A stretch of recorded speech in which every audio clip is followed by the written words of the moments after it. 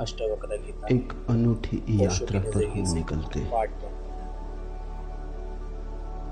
मनुष्य जाति के पास बहुत शास्त्र है, पर अष्टावक्र गीता जैसा शास्त्र नहीं। वेद फीके हैं, उपनिषद बहुत धीमी आवाज में बोलते हैं। गीता में भी ऐसा गौरव नहीं जैसा अष्टावक्र की संहिता में। कुछ बात ही अनूठी है। सबसे बड़ी बात तो यह है कि न समाज, न राजनीति, न जीवन की किसी और व्यवस्था का कोई प्रभाव अष्टावक्र के वचनों पर है। इतना शुद्ध भावातीत वक्तव्य है, समय और काल से अतीत, दूसरा नहीं। शायद इसीलिए अष्टावक्र की गीता, अष्टावक्र की संहिता का बहुत प्रभाव नहीं पड़ा। कृष्ण की गीता का बहुत प्रभाव पड़ा। पहला कारण, कृष्ण की गीता समन्वय है। सत्य की उतनी चिंता नहीं जितनी समन्वय की चिंता है। समन्वय का आग्रह इतना गहरा है कि अगर सत्य थोड़ा खो भी जाए तो कृष्ण राजी है। कृष्ण की गीता खिचड़ी जैसी है, इसलिए सभी को भाती है क्योंकि सभी का कुछ न कुछ उसमें मौजूद है। ऐसा कोई संप्रदाय खोजना मुश्किल है जो गीता में अपनी वाणी न खोज ले। ऐसा कोई व्यक्ति खोजना मुश्किल है जो गीता में अपने लिए कोई सहारा न खोज ले। इन सब के लिए अष्टावक्र की गीता बड़ी कठिन होगी। अष्टावक्र समन्वयवादी नहीं, सत्यवादी। सत्य जैसा है वैसा कहा है, बिना किसी लाग लपेट के। सुनने वाले की चिंता नहीं है। सुनने वाला समझेगा नहीं समझेगा इसकी भी चिंता नहीं। सत्य का ऐसा शुद्धतम वक्तव्य न पहले कहीं हुआ, न फिर बाद में कभी हो सका। कृष्ण की गीता लोगों को प्रिय है क्योंकि अपना अर्थ निकाल लेना बहुत सुगम है। कृष्ण की गीता काव्यात्मक है। 2-2-5 भी हो सकते हैं, 2-2-3 भी हो सकते हैं। अष्टावक्र के साथ कोई खेल संभव नहीं, वहां 2-2-4 ही होते हैं। अष्टावक्र का वक्तव्य शुद्ध गणित का वक्तव्य है। वहां काव्य को जरा भी जगह नहीं, वहां कविता के लिए जरा सी भी छूट नहीं। जैसा है वैसा कहा है, किसी तरह का समझौता नहीं। कृष्ण की गीता पढ़ो तो भक्त अपना अर्थ निकाल लेता है क्योंकि कृष्ण ने भक्ति की भी बात की। कर्मयोगी अपना अर्थ निकाल लेता है क्योंकि कृष्ण ने कर्मयोग की भी बात की है। ज्ञानी अपना अर्थ निकाल लेता है क्योंकि कृष्ण ने ज्ञान की भी बात की। कृष्ण कहीं भक्ति को सर्वश्रेष्ठ कहते हैं, कहीं ज्ञान को सर्वश्रेष्ठ कहते हैं, कहीं कर्म को सर्वश्रेष्ठ कहते हैं। कृष्ण का वक्तव्य बहुत राजनीतिक है। वो राजनेता थे, कुशल राजनेता थे। सिर्फ राजनेता थे इतना ही कहना उचित नहीं, कुटिल राजनीतिज्ञ थे, डिप्लोमेट थे। उनके वक्तव्य में बहुत सी बातों का ध्यान रखा गया, इसलिए सभी को गीता भा जाती है। इसलिए तो गीता पर हजारों टीकाएं हैं, अष्टावक्र पर कोई चिंता नहीं करता। क्योंकि अष्टावक्र के साथ राजी होना हो तो तुम्हें अपने को छोड़ना पड़ेगा। बेशर्त तुम अपने को न ले जा सकोगे, तुम पीछे रहोगे तो ही जा सकोगे। कृष्ण के साथ तुम अपने को ले जा सकते हो। कृष्ण के साथ तुम्हें बदलने की कोई भी जरूरत नहीं। कृष्ण के साथ तुम मौजू पढ़ सकते हो। इसलिए सभी सांप्रदायिकों ने कृष्ण की गीता पर टीकाएं लिखी। शंकर ने, रामानुज ने, निम्बार्क ने, बल्लभ ने, सबने अपने अर्थ निकाल लिए। कृष्ण ने कुछ ऐसी बात कही है जो बहुअर्थी है, इसलिए मैं कहता हूं काव्यात्मक है। कविता में से मन चाहे अर्थ निकल सकते हैं। कृष्ण का वक्तव्य ऐसा है जैसे वर्षा में बादल गिरते, जो चाहो देख लो। कोई देखता हाथी की सूंड, कोई चाहे गणेश जी को देख ले।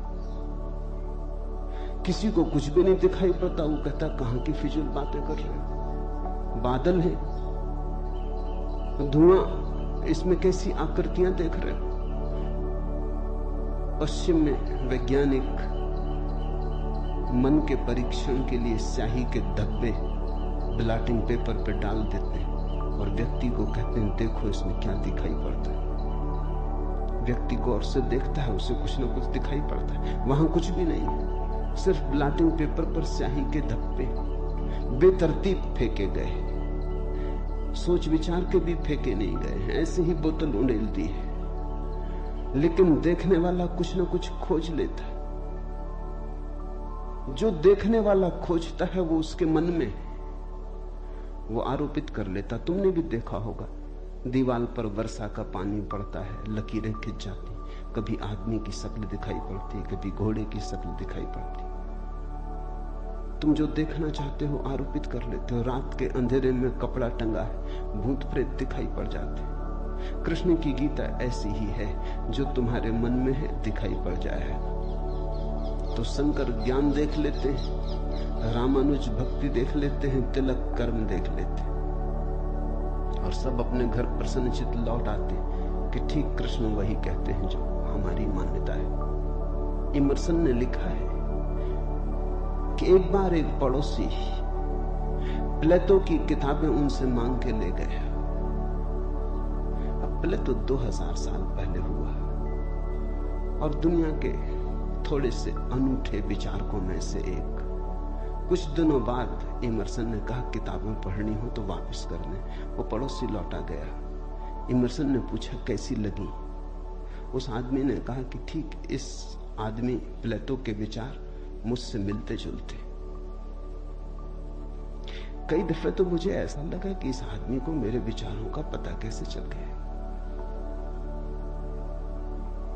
प्लेटो 2000 साल पहले हुआ है। इसको शक हो रहा है कि इसने कहीं मेरे विचार तो नहीं चुरा लिए। कृष्ण में ऐसा शक बहुत बार होता है। इसलिए कृष्ण पर सदियां बीत गई, टीकाएं चलती जाती, हर सदी अपना अर्थ खोज लेती है, हर व्यक्ति अपना अर्थ खोज लेता है।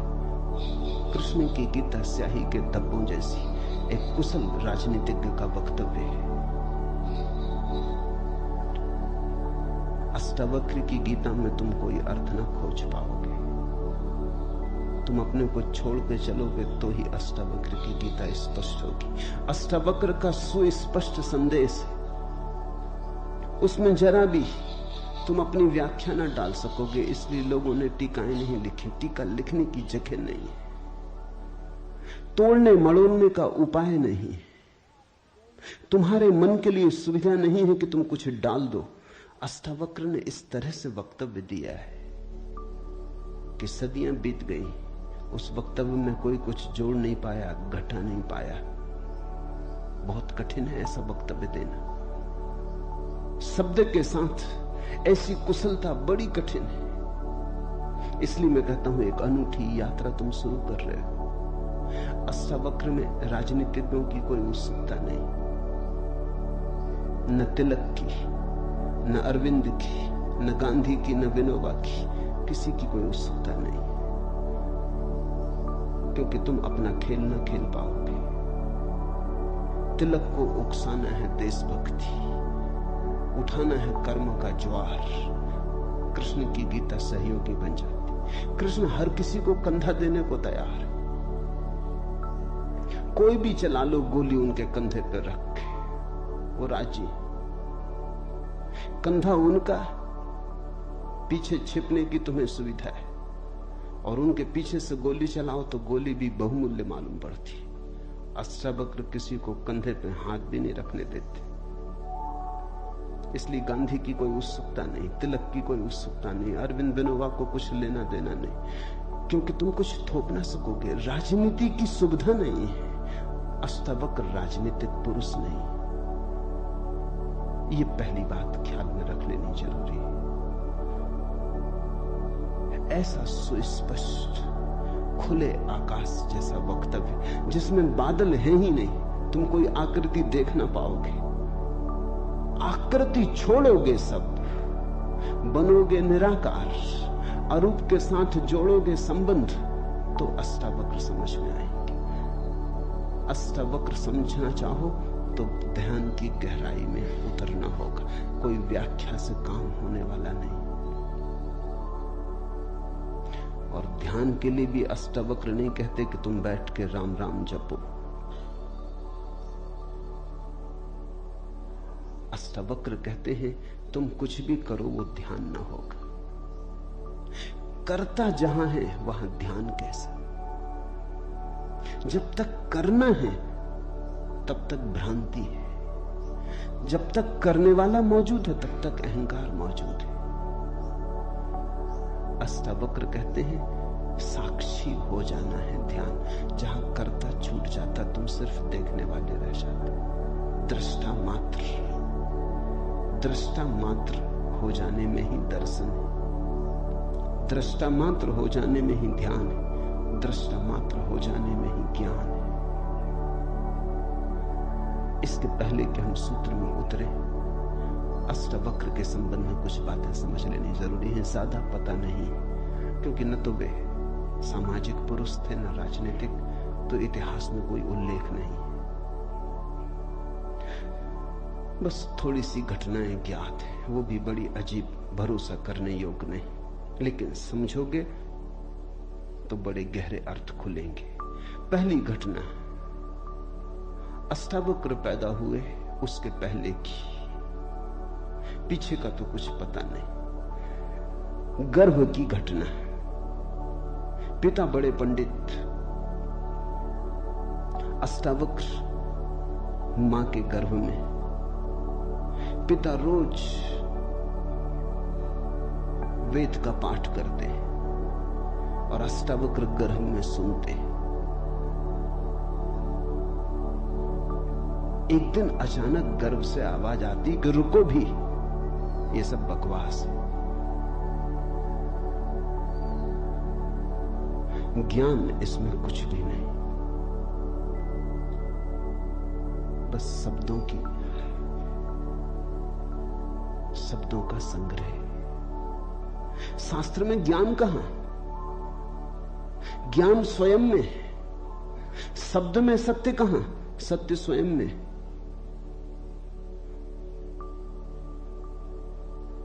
पिता स्वभावतः नाराज हुए। एक तो पिता, फिर पंडित, और गर्भ में छिपा हुआ बेटा इस तरह की बात कहे, अभी पैदा भी नहीं हुआ। क्रोध में आ गए, आग बबूला हो गए। पिता का अहंकार चोट खा गया। फिर पंडित का अहंकार। बड़े पंडित थे, बड़े विवादी थे, शास्त्रार्थी थे। क्रोध में अभिशाप दे दिया कि जब पैदा होगा तो 8 अंगों से टेढ़ा होगा, इसलिए नाम अष्टावक्र। 8 जगह से कुबड़े पैदा हुए, 8 जगह से ऊंट की भांति इर्छे तिरछे। पिता ने क्रोध में शरीर को विक्षत कर दिया। ऐसी और भी कथाएं हैं। कहते हैं बुद्ध जब पैदा हुए तो खड़े खड़े पैदा हुए। मां खड़ी थी वृक्ष के तले, खड़े खड़े मां खड़ी थी, खड़े खड़े पैदा हुए। जमीन पर गिरे नहीं कि चले, 7 कदम चले। 8वें कदम पर रुककर 4 आर्य सत्यों की घोषणा की कि जीवन दुख है। अभी 7 कदम ही चले हैं पृथ्वी पर कि जीवन दुख है। कि दुख से मुक्त होने की संभावना है, कि दुख मुक्ति का उपाय है, कि दुख मुक्ति की अवस्था है, निर्वाण की अवस्था है। लाओत्सु के संबंध में कथा है कि लाओत्सु बूढ़े पैदा हुए,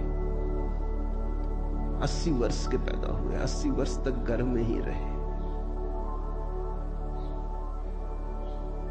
कुछ करने की चाह ही न थी तो गर्भ से निकलने की चाह भी न हुई, कोई वासना ही न थी तो संसार में आने की भी वासना न हुई। जब पैदा हुए तो सफेद बाल थे, 80 वर्ष के बूढ़े थे।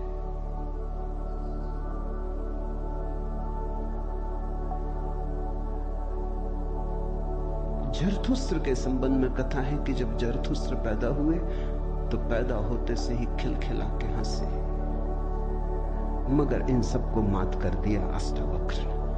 ये तो पैदा होने की बात है। अष्टावक्र ने अपना पूरा वक्तव्य दे दिया पैदा होने के पहले। ये कथाएं महत्वपूर्ण हैं। इन कथाओं में इन व्यक्तियों के जीवन की सारी सार संपदा है, निचोड़ है। बुद्ध ने जो जीवन भर में कहा उसका निचोड़। बुद्ध ने अष्टांगिक मार्ग का उपदेश दिया तो 7 कदम चले, 8वें पर रुक गए। 8 अंग हैं कुल। पहुंचने की अंतिम अवस्था है सम्यक समाधि। उस समाधि की अवस्था में ही पता चलता है जीवन के पूरे सत्य का। वो 4 आर्य सत्यों की घोषणा करती। लाओत्सु बूढ़ा पैदा हुआ। लोगों को 80 साल लगते हैं, तब भी ऐसी समझ नहीं आ पाती। बूढ़े होकर भी लोग बुद्धिमान कहां हो पाते। बूढ़ा होना और बुद्धिमान होना पर्यायवाची तो नहीं। बाल तो धूप में भी पकाए जा सकते हैं।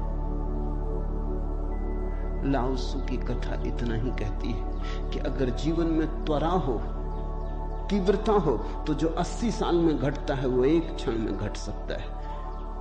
प्रज्ञा की तीव्रता हो तो एक क्षण में घट सकता है। बुद्धि मलिन हो तो 80 साल में भी कहां घटता है।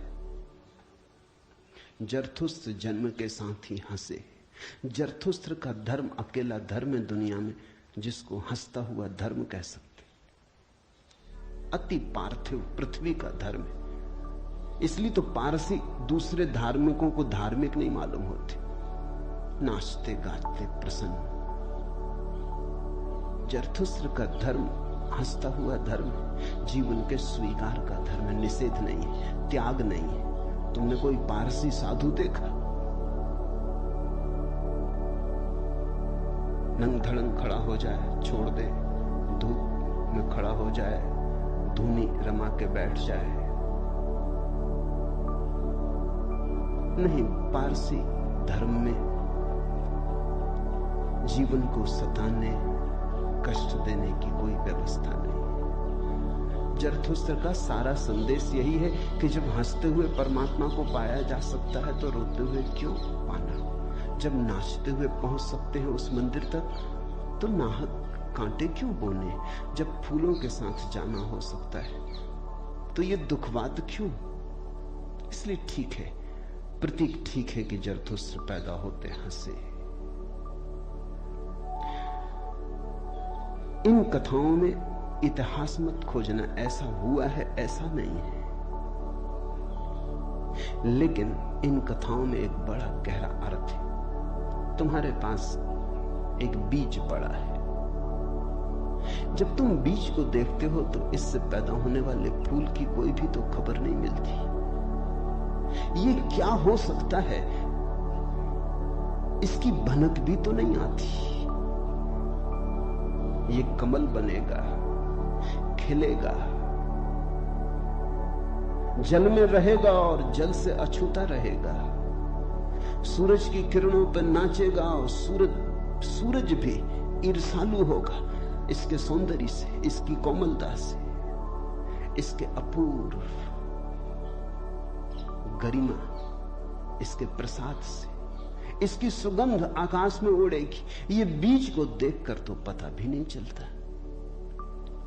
बीज को तो देख के इसकी कोई कल्पना भी नहीं कर सकता, अनुमान भी नहीं कर सकता। लेकिन एक दिन ये घटता है तो दो तरह से हम सोच सकते हैं। या तो हम बीज को पकड़ लें जोर से और हम कहें जो बीज में दिखाई नहीं पड़ा वो कमल में भी घट नहीं सकता। ये भ्रम है, ये धोखा है, ये झूठ है। जिनको हम तर्कनिष्ठ कहते हैं, संदेहशील कहते हैं, उनका यही आधार है। वो कहते हैं जो बीज में नहीं दिखाई पड़ा वो फूल में हो नहीं सकता, कहीं भ्रांति हो रही है। इसलिए संदेहशील व्यक्ति बुद्ध को मान नहीं पाता, महावीर को स्वीकार नहीं कर पाता, जीसस को अंगीकार नहीं कर पाता, क्योंकि वो कहते हैं हमने जाना इनको। जीसस अपने गांव में आए, बड़े हैरान हुए, गांव के लोगों ने कोई चिंता ही न की। जीसस का वक्तव्य है कि पैगंबर की अपने गांव में पूजा नहीं होती। कारण क्या रहा होगा? क्यों नहीं होती गांव में पूजा पैगंबर की? गांव के लोगों ने बचपन से देखा, बड़े ही जोसेफ का लड़का है, लकड़ियां ढोते देखा, रिंदा चलाते देखा, लकड़ियां चीरते देखा, पसीने से लथपथ देखा, सड़कों पे खेलते देखा, झगड़ते देखा। गांव के लोग इसे बचपन से जानते हैं, बीज की तरह देखा। आज अचानक ये हो कैसे सकता है कि परमात्मा का पुत्र हो गए? नहीं, जिसने बीज को देखा है वो फूल को मान नहीं पाता। वो कहता है जरूर धोखा होगा, बेईमानी होगी, ये आदमी पाखंडी है। बुद्ध अपने घर वापस लौटे तो पिता, सारी दुनिया को जो दिखाई पड़ रहा था वो पिता को दिखाई नहीं पड़ा। सारी दुनिया अनुभव कर रही थी एक प्रकाश, दूर दूर तक खबरें जा रही थी, दूर देशों से लोग आने शुरू हो गए थे।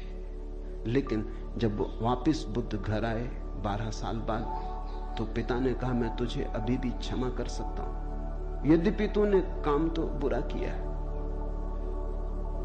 सताया तो तूने हमें, अपराध तो तूने किया, लेकिन मेरे पास पिता का हृदय, मैं माफ कर दूंगा, द्वार तेरे लिए खुले, मगर फेंक ये भिक्षा का पात्र, हटा ये भिक्षु का वेश, ये सब नहीं चलेगा। तो वापस लौटा, ये राज्य तेरा है, मैं बूढ़ा हो गया, इसको कौन संभालेगा? हो गया बचपना बहुत, अब बंद करो ये सब खेल। बुद्ध ने कहा कृपा कर मुझे देखे तो, जो गया था वो वापस नहीं आया है। ये कोई और ही आया है जो आपके घर पैदा हुआ था, वही वापस नहीं आया है। ये कोई और ही आया है, बीज फूल होके आया है। गौर से तो देखो। पिता ने कहा तू मुझे सिखाने चला है।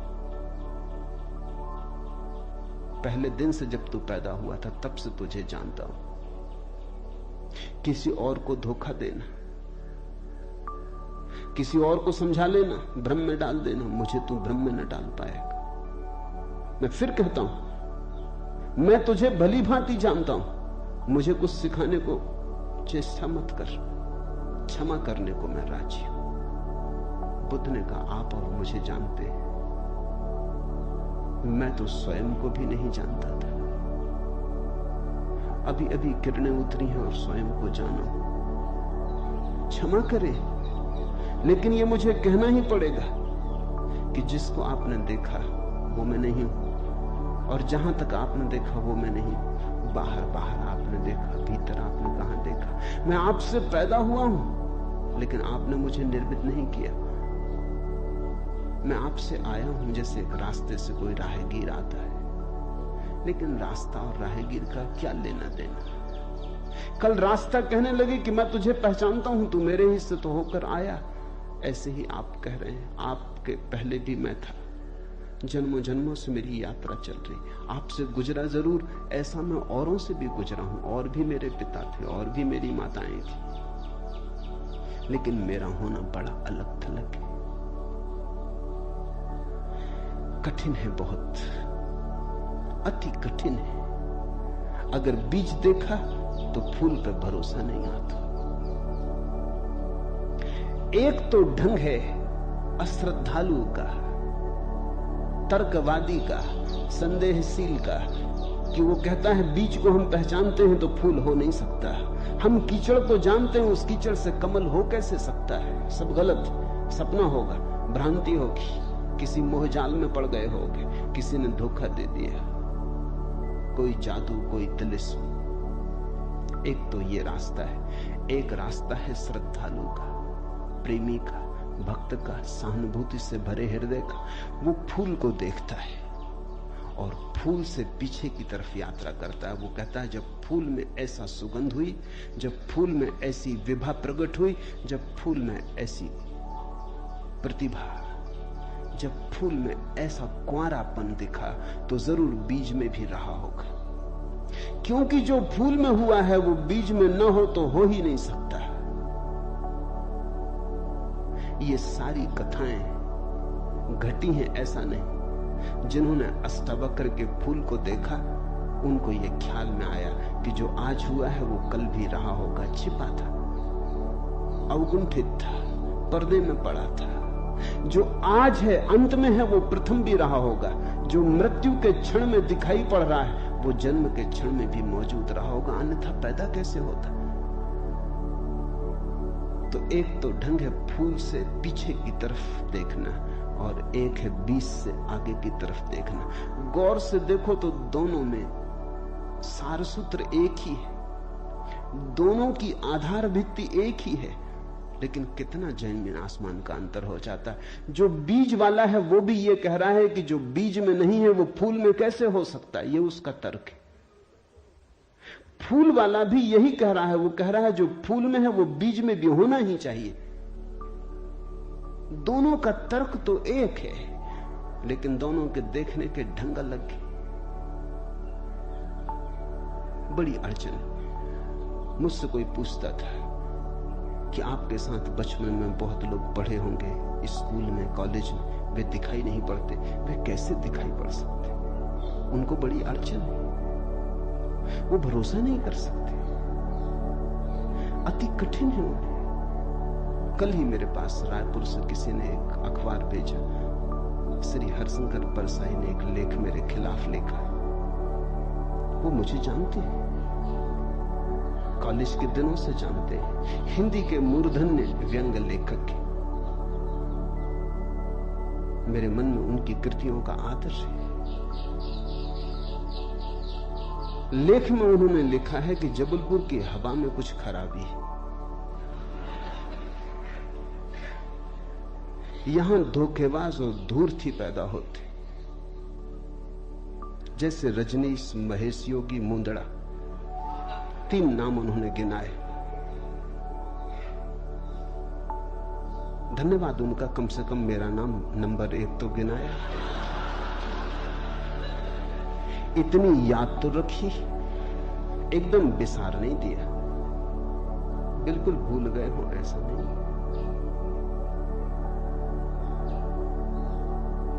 लेकिन अड़चन स्वाभाविक है, सीधी साफ है, मैं उनकी बात समझ सकता हूं। ये असंभव है बीज को देखा तो फूल में भरोसा। फिर जिन्होंने फूल को देखा उन्हें बीज में भरोसा मुश्किल हो जाता है।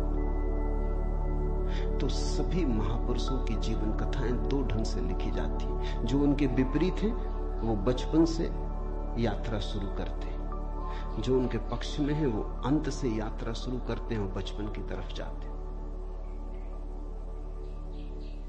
दोनों एक अर्थ में सही है,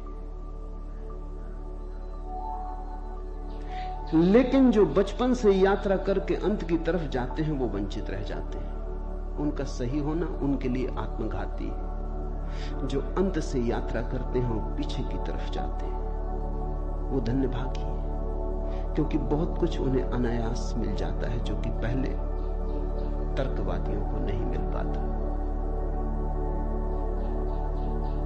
अब न केवल मैं गलत मालूम होता हूं, मेरे कारण जबलपुर तक की हवा उनको गलत मालूम होती। कुछ भूल हवा पानी में होनी चाहिए।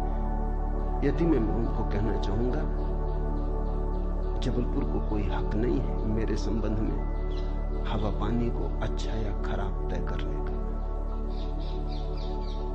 जबलपुर से मेरा कोई बहुत नाता नहीं है, थोड़े दिन वहां था। महेश योगी भी थोड़े दिन वहां थे, उनका भी कोई नाता नहीं। हम दोनों का नाता किसी और जगह से है।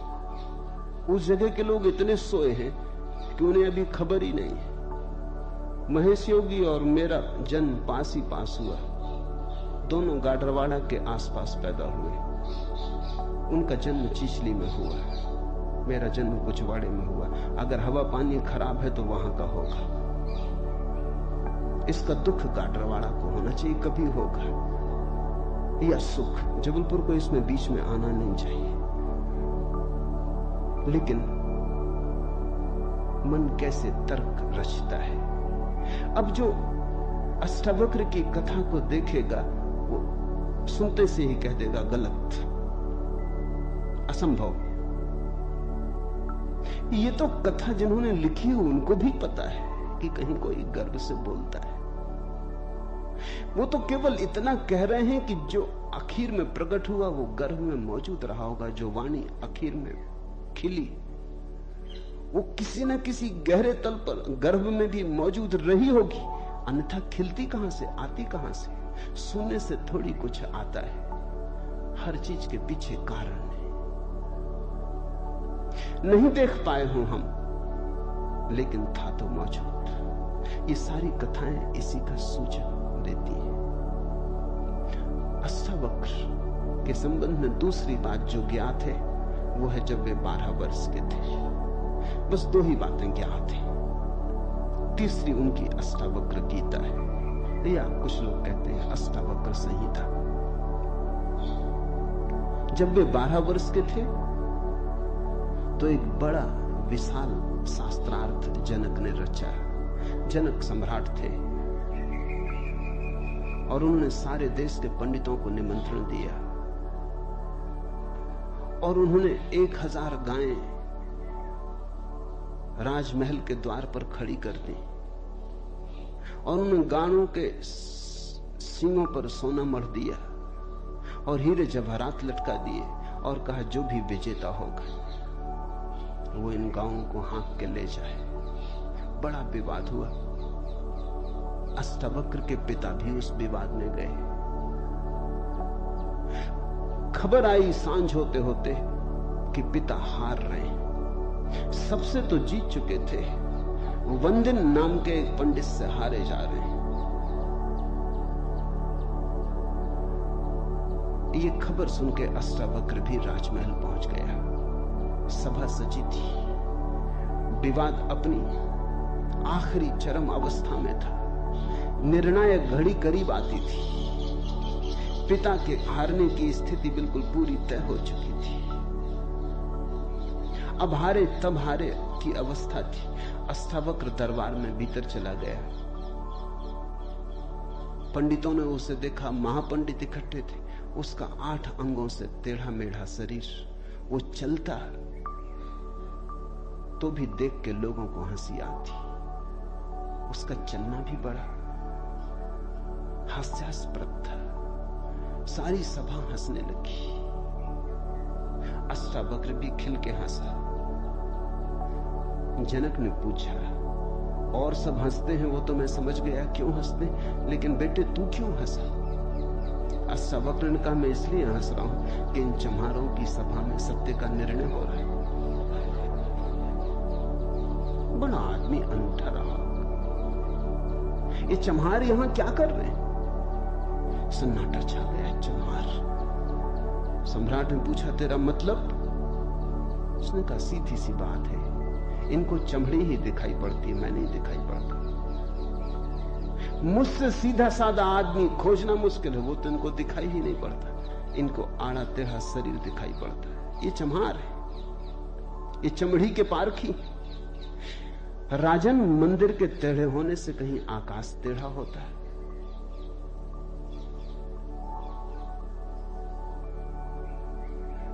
घड़े के फूटे होने से कहीं आकाश फूटता है?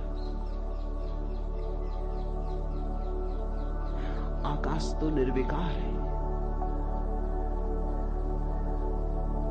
मेरा शरीर टेढ़ा मेढ़ा है, लेकिन मैं तो नहीं। ये जो भीतर बसा है इसकी तरफ तो देखो। इससे तुम सीधा साधा और कुछ खोज ना सकोगे।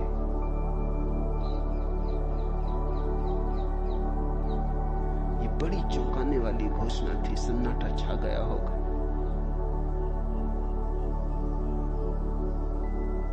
जनक प्रभावित हुआ, झटका खाया। निश्चित ही कहां चम्हारों की भीड़ इकट्ठी करके बैठा है। खुद पे भी पश्चाताप हुआ, अपराध लगा कि मैं भी हंसा। उस दिन तो कुछ न कहते बना, लेकिन दूसरे दिन सुबह जब सम्राट घूमने निकला था तो राह पर अष्टावक्र दिखाई पड़ा। उतरा, घोड़े से पैरों में गिर पड़ा। सबके सामने तो हिम्मत न जुटा पाया। एक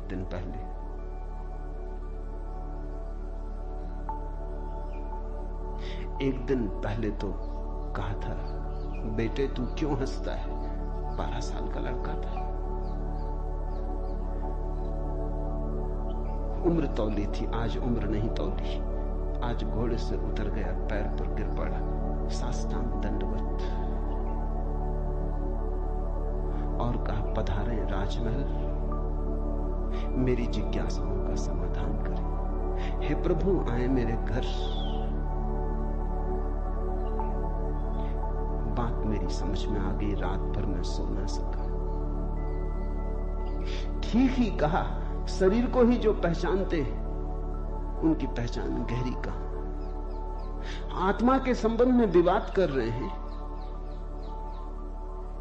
और अभी भी शरीर में रस और विरस पैदा होता है, घृणा, आकर्षण पैदा होता है। मर्त्य को देख रहे हैं, अमृत की चर्चा करते हैं। धन्य भाग मेरे कि आप आए और मुझे चौंकाया, मेरी नींद तोड़ दी। अब पधारो। राजमहल में उसने बड़ी सजावट कर रखी थी। स्वर्ण सिंहासन पर बिठाया था इस 12 साल के अष्टावक्र को और उससे जिज्ञासा की। पहला सूत्र जनक की जिज्ञासा है। जनक ने पूछा है, अष्टावक्र ने समझाया है। इससे ज्यादा अष्टावक्र के संबंध में और कुछ पता नहीं है, और कुछ पता होने की जरूरत भी नहीं। काफी है, इतना बहुत है। हीरे बहुत होते भी नहीं, कंकड़ पत्थर ही बहुत होते। हीरा एक भी काफी होता है।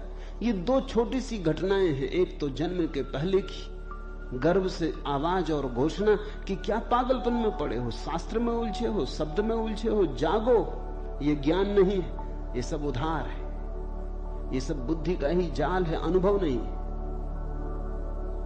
इसमें रंच मात्र भी सार नहीं है। कब तक अपने को भरमाए रखोगे? और दूसरी घटना, राजमहल में हंसना पंडितों का और कहना अष्टावक्र का कि जीवन में देखने की 2 दृष्टियां हैं, एक आत्मदृष्टि, एक चर्म दृष्टि। चम्हार चमड़ी को देखता है, प्रज्ञावान आत्मा को देखता है। तुमने गौर किया? चम्हार तुम्हारे चेहरे की तरफ देखते नहीं, वो जूते को ही देखता। असल में चम्हार जूते को देख के सब पहचान लेता तुम्हारे संबंध में कि आर्थिक हालत कैसी है, सफलता मिल रही कि विफलता मिल रही, भाग्य कैसा चल रहा, वो सब जूते में लिखा है। जूते की सिलवटें कह देती, जूते की दशा कह देती। जूते में तुम्हारी आत्मकथा लिखी, चम्हार पढ़ लेता। जूते में चमक, जूते का ताजा और नया होना चम्हार तुमसे प्रसन्नता से मिलता है। जूता ही उसके लिए तुम्हारी आत्मा का सबूत है। दर्जी कपड़े देखता है, तुम्हारा कोट कपड़ा देख के समझ लेता हालत कैसी है। सबकी अपनी बंधी हुई दृष्टियां हैं। सिर्फ आत्मवान ही आत्मा को देखता है, उसकी कोई दृष्टि नहीं है। उसके पास दर्शन है। एक छोटी घटना और जो अष्टावक्र के जीवन से संबंधित नहीं, रामकृष्ण और विवेकानंद के जीवन से संबंधित है, लेकिन अष्टावक्र से उसका जोड़ है। फिर हम सूत्रों में प्रवेश करें। विवेकानंद रामकृष्ण के पास आए तब उनका नाम नरेंद्रनाथ था। विवेकानंद बाद में रामकृष्ण ने उनको पुकारा। जब आए रामकृष्ण के पास तो अति विवादी थे, नास्तिक थे, तर्कवादी थे, हर चीज के लिए प्रमाण चाहते थे। कुछ चीजें हैं जिनके लिए कोई प्रमाण नहीं, मजबूरी है। परमात्मा के लिए कोई प्रमाण नहीं है और प्रमाण नहीं। प्रेम के लिए कोई प्रमाण नहीं है और प्रमाण नहीं। सौंदर्य के लिए कोई प्रमाण नहीं है और प्रमाण नहीं है। अगर मैं कहूं देखो ये खजूरेना के वृक्ष कैसे सुंदर, और तुम कहो हमें तो कोई सौंदर्य दिखाई नहीं पड़ता, वृक्ष जैसे वृक्ष, सिद्ध करें मुश्किल हो जाएगी। कैसे सिद्ध करें कि सुंदर है? सुंदर होने के लिए सौंदर्य की परख चाहिए और तो कोई उपाय नहीं। आंख चाहिए और तो कोई उपाय नहीं। कहते हैं मजनू ने कहा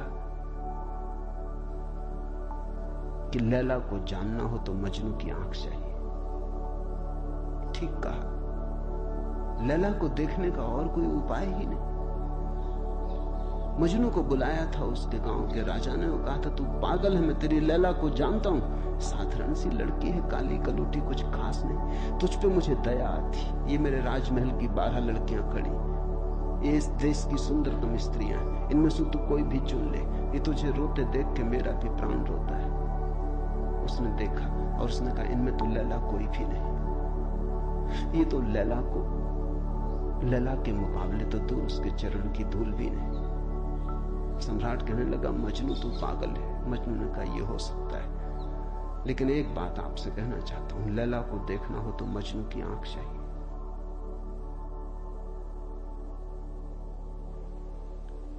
ठीक कहा मजनू ने।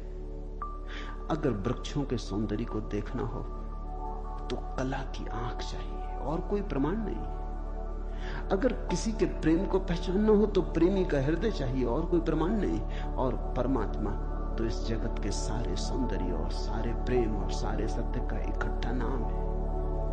उसके लिए तो ऐसा निर्विकार चित्त चाहिए, ऐसा साक्षी भाव चाहिए जहां कोई शब्द न रह जाए, कोई विचार न रह जाए, कोई तरंग न उठे, वहां कोई धूल न रह जाए। मन की और चित्त का दर्पण परिपूर्ण शुद्ध हो। प्रमाण कहां? रामकृष्ण से विवेकानंद ने कहा प्रमाण चाहिए। है परमात्मा तो प्रमाण दे। और विवेकानंद को देखा रामकृष्ण ने। बड़ी थी संभावना इस युवक की, बड़ी थी यात्रा इसके भविष्य की, बहुत कुछ होने को पड़ा था इसके भीतर, बड़ा खजाना था, उससे ये अपरिचित है। रामकृष्ण ने देखा इस युवक के पिछले जन्मों में, झांका, ये बड़ी संपदा, बड़े पुण्य की संपदा लेकर आ रहा है। ये ऐसे ही तर्क में दबा न रह जाए। कराह उठा होगा पीड़ा और करुणा से रामकृष्ण का हृदय। उन्होंने कहा छोड़, प्रमाण वगैरह बाद में सोच लेंगे, मैं जरा बूढ़ा हुआ, मुझे पढ़ने में अड़चन होती, तू अभी जवान, तेरी आंख अभी तेज, ये किताब पढ़ी, इसे तू पढ़। वो थी अष्टावक्र गीता, जरा मुझे सुनाते। कहते हैं विवेकानंद को इसमें तो कुछ अड़चन न मालूम पड़ी, ये आदमी कुछ ऐसी तो कोई खास बात नहीं मांग रहा है। 2-4 सूत्र पढ़े और एक घबराहट और रोआ रोआ कपने लगा। और विवेकानंद ने कहा मुझसे नहीं पढ़ा जाता। रामकृष्ण ने कहा पढ़ भी, इसमें हर्ज क्या है, तेरा क्या बिगाड़ लेगी ये किताब, तू जवान है अभी, तेरी आंख अभी ताजी, और मैं बूढ़ा हुआ, मुझे पढ़ने में दिक्कत होती, और ये किताब मुझे पढ़नी तो तू पढ़ के सुना दे। कहते हैं उस किताब को सुनाते सुनाते ही विवेकानंद डूब गए। रामकृष्ण ने देखा इस व्यक्ति के भीतर बड़ी संभावना है, बड़ी शुद्ध संभावना है, जैसी एक बोधिसत्व की होती, जो कभी न कभी बुद्ध होना जिसका निर्णय थे, आज नहीं कल भटके कितना ही, बुद्धत्व जिसके पास चला आ रहा है। क्यों अष्टावक्र की गीता रामकृष्ण ने कही कि तू पढ़ के मुझे सुनाते, क्योंकि इससे ज्यादा शुद्धतम वक्तव्य और कोई नहीं। ये शब्द भी अगर तुम्हारे भीतर पहुंच जाएं तो तुम्हारी सोई हुई आत्मा को जगाने लगेंगे। ये शब्द तुम्हें तरंगायित करेंगे, ये शब्द तुम्हें आह्लादित करेंगे, ये शब्द तुम्हें झकझोरेंगे। इन शब्दों के साथ क्रांति घटित हो सकती है। अष्टावक्र की गीता को मैंने यूं ही नहीं चुना है, और जल्दी नहीं चुना, बहुत देर करके चुना है, सोच विचार के। दिन थे जब मैं कृष्ण की गीता पर बोला, क्योंकि भीड़ भाड़ मेरे पास थी। भीड़ भाड़ के लिए अष्टावक्र गीता का कोई अर्थ न था। बड़ी चेष्टा करके भीड़ भाड़ से छुटकारा पाया है। अब तो थोड़े से विवेकानंद यहां हैं। अब तो उनसे बात करनी है जिनकी बड़ी संभावना है। उन थोड़े से लोगों के साथ मेहनत करनी है जिनके साथ मेहनत का परिणाम हो सकता है। अब हीरे तराशने, कंकड़ पत्थरों पर यह छेनी खराब नहीं करनी, इसलिए चुनी है अष्टावक्र की गीता। तुम तैयार हुए हो इसलिए चुनी। पहला सूत्र, जनक ने कहा, हे प्रभु, पुरुष ज्ञान को कैसे प्राप्त होता है और मुक्ति कैसे होगी और वैराग्य कैसे प्राप्त होगा, यह मुझे कहिए। एतत् मम ब्रूहि प्रभो, मुझे समझाएं प्रभु। 12 साल के लड़के से सम्राट जनक का कहना, हे प्रभु भगवान मुझे समझाएं। एतत् मम ब्रूहि, मुझे ना समझ को कुछ समझ दें, मुझे अज्ञानी को जगाएं। 3 प्रश्न पूछे। कथम ज्ञानम, कैसे होगा ज्ञान? साधारणता तो हम सोचेंगे कि यह भी कोई पूछने की बात है, किताबों में भरा पड़ा है। जनक भी जानता था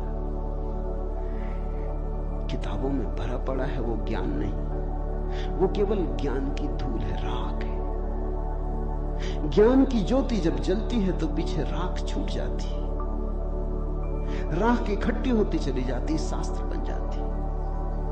वेद राख है। कभी जलते हुए अंगारे थे, ऋषियों ने उन्हें अपनी आत्मा में जलाया था, फिर राख रह गए। फिर राख संयोजित की जाती, संग्रहित की जाती, सुव्यवस्थित की जाती। जैसे जब आदमी मर जाता है तो हम उसकी राख इकट्ठी कर लेते हैं, उसको फूल कहते हैं। बड़े मजेदार लोग हैं जिंदगी में जिसको फूल नहीं कहा। उसकी हड्डी वड्डियां इकट्ठी कर लाते हैं, कहते फूल संजोला है, फिर संभाल कर रखते, मंजूसा बनाते। जिसको जिंदगी में कभी फूल का आदर नहीं दिया, जिसको जिंदगी में कभी फूल की तरह देखा नहीं, जब मर जाता है आदमी पागल है, तब उसकी हड्डी को, राख को फूल कहते। ऐसे ही जब कोई बुद्ध जीवित होता है तब तुम सुनते नहीं। जब कोई महावीर तुम्हारे बीच से गुजरता है तब तुम नाराज होते हो। लगता है यह आदमी तुम्हारे सपने तोड़ रहा है या तुम्हारी नींद में दखल डाल रहा है। ये कोई जगाने का वक्त है? अभी अभी तो सपना आना शुरू हुआ था, अभी अभी तो जरा जीतना शुरू किया था जिंदगी में, अभी अभी तो दांव ठीक लगने लगे थे, तीर ठीक ठीक जगह पड़ने लगा था, और ये सज्जन आ गए, ये कहते हैं सब आसार है। अभी अभी तो चुनाव जीते थे, पद पे पहुंचने का रास्ता बना था, और ये महापुरुष आ गए, ये कहते हैं ये सब सपना है, इसमें कुछ सार नहीं, मौत आएगी सब छीन लेगी। छोड़ो भी, जब मौत आएगी तब देखेंगे, बीच में तो इस तरह की बातें मत उठाओ। लेकिन जब महावीर मर जाते, बुद्ध मर जाते, तब उनकी राख को हम इकट्ठी कर लेते, फिर हम धम्मपद बनाते, वेद बनाते, फिर हम पूजा के फूल चढ़ाते। जनक भी जानता था कि शास्त्रों में सूचनाएं भरी पड़ी, लेकिन उसने पूछा कथम ज्ञानम, कैसे होगा ज्ञान? क्योंकि कितना ही जान लो ज्ञान तो होता ही नहीं। जानते जाओ, शास्त्र कंठस्थ कर लो, तोते बन जाओ, एक एक सूत्र याद हो जाए, पूरे वेद स्मृति में छप जाएं, फिर भी ज्ञान तो होता नहीं। कथम ज्ञानम, कैसे होता ज्ञान? कथम मुक्ति, मुक्ति कैसे होगी? क्योंकि जिसको तुम ज्ञान कहते हो वो तो बांध लेता उल्टे, मुक्त कहां करता। ज्ञान तो वही है जो मुक्त करे। जीसस ने कहा है सत्य वही है जो मुक्त करे, ज्ञान तो वही है जो मुक्त करे। ये ज्ञान की कसौटी है। पंडित मुक्त तो दिखाई नहीं पड़ता, बंधा दिखाई पड़ता है, मुक्ति की बातें करता है, मुक्त दिखाई नहीं पड़ता, हजार बंधनों में बंधा हुआ मालूम पड़ता है। तुमने कभी गौर किया, तुम्हारे तथाकथित संत तुमसे भी ज्यादा बंधे हुए मालूम पड़ते हैं। तुम शायद थोड़े बहुत मुक्त भी हो, तुम्हारे संत तुमसे भी ज्यादा बंधे, लकीर के फकीर हैं। न उठ सकते स्वतंत्रता से, न बैठ सकते स्वतंत्रता से, न जी सकते स्वतंत्रता से। कुछ दिनों पहले कुछ जैन साध्वियों की मेरे पास खबर आई कि वो मिलना चाहती, मगर श्रावक आने नहीं देते। ये भी बड़े मजे की बात है। साधु का अर्थ होता है जिसने फिक्र छोड़ी समाज की, जो चल पड़ा अरण्य की यात्रा पर, जिसने कहा अब न तुम्हारे आदर की मुझे जरूरत है, न सम्मान की। लेकिन साधु साध्वी कहते हैं श्रावक आने नहीं देते। वो कहते हैं वहां भूल के मत जाना, वहां गए तो ये दरवाजा बंद। ये कोई साधुता हुई? ये तो परतंत्रता हुई, गुलामी हुई। ये तो बड़ी उल्टी बात हुई। ये तो ऐसा हुआ कि साधु श्रावक को बदले, उसकी जगह श्रावक साधु को बदल रहा है।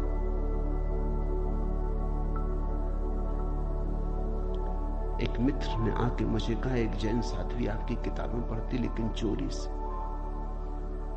टेप भी सुनना चाहती लेकिन चोरी से, और अगर कभी किसी के सामने आपका नाम भी ले दो तो वो इस तरह हो जाती जैसे उसने कभी आपका नाम सुना ही नहीं। ये मुक्ति हुई। जनक ने पूछा कथम मुक्ति, कैसे होती मुक्ति, क्या है मुक्ति? उस ज्ञान को मुझे समझाएं जो मुक्त कर देता है। स्वतंत्रता मनुष्य की सबसे महत्वपूर्ण आकांक्षा है। सब पालो, लेकिन गुलामी अगर रही तो छिपती है। सब मिल जाए, स्वतंत्रता ना मिले तो कुछ भी नहीं मिला। मनुष्य चाहता है खुला आकाश, कोई सीमा ना हो। वो मनुष्य की अंतरतम निगूढ़तम आकांक्षा है, जहां कोई सीमा ना हो, कोई बाधा ना हो। इसी को परमात्मा होने की आकांक्षा कहो, मोक्ष की आकांक्षा कहो। हमने ठीक शब्द चुना है, मोक्ष। दुनिया की किसी भाषा में ऐसा प्यारा शब्द नहीं। स्वर्ग, फिरदौस, इस तरह के शब्द हैं, लेकिन उन शब्दों में मोक्ष की कोई धुन नहीं है। मोक्ष का संगीत ही अनूठा है। उसका अर्थ ही केवल इतना है, ऐसी परम स्वतंत्रता जिस पर कोई बाधा नहीं है। स्वतंत्रता इतनी शुद्ध कि जिस पे कोई सीमा नहीं। पूछा जनक ने कैसे होगी मुक्ति और कैसे होगा वैराग्य? हे प्रभु मुझे समझाकर कहिए। अष्टावक्र ने गौर से देखा होगा जनक की तरफ, क्योंकि गुरु के लिए वही पहला काम है कि जब कोई जिज्ञासा करे तो वो गौर से देखे जिज्ञासा किस स्रोत से आती, पूछने वाले ने क्यों पूछा है। उत्तर तो तभी सार्थक हो सकता है जब प्रश्न क्यों किया गया है वो समझ में आ जाए, वो साफ हो जाए। ध्यान रखना, सद्ज्ञान को उपलब्ध व्यक्ति, सद्गुरु तुम्हारे प्रश्न का उत्तर नहीं देता, तुम्हें उत्तर देता है। तुम क्या पूछते हो इसकी फिक्र कम है, तुमने क्यों पूछा है तुम्हारे पूछने के पीछे अंतर चेतन में छिपा हुआ जाल क्या है? तुम्हारे प्रश्नों की आड़ में वस्तुतः कौन सी आकांक्षा छिपी है?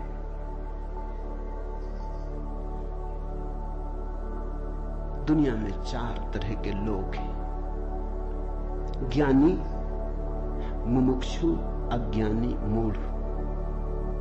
और दुनिया में 4 ही तरह की जिज्ञासाएं होती।